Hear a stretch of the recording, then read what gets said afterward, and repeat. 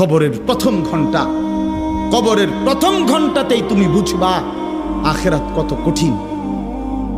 রাসূলুল্লাহ সাল্লাল্লাহু আলাইহি ওয়াসাল্লাম বলেন, কবরে যেই নাফরমান প্রশ্নের জবাব দিতে পারবে না, তিনটি প্রশ্নের, আল্লাহ তাআলা বলবেন কাযাবা আবদি, ফেরেশতা আমার এই নাফরমান বান্দা মিথ্যা বলেছে।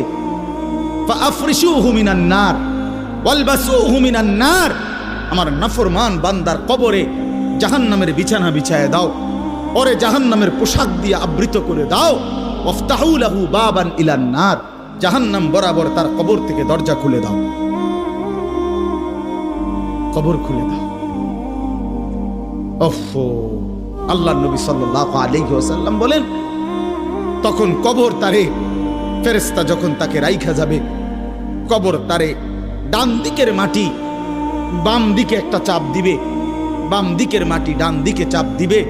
আল্লাহর কসম, নবী বলছে হাত্তা তাখতালিফা আদলাউহু, ডান পাশের হাড্ডি এবং এই পাজরের হাড্ডিগুলো করকর করে ভাঙ্গা বাম দিকে চলে যাবে, বাম দিকের গুলো ডান দিকে চলে যাবে।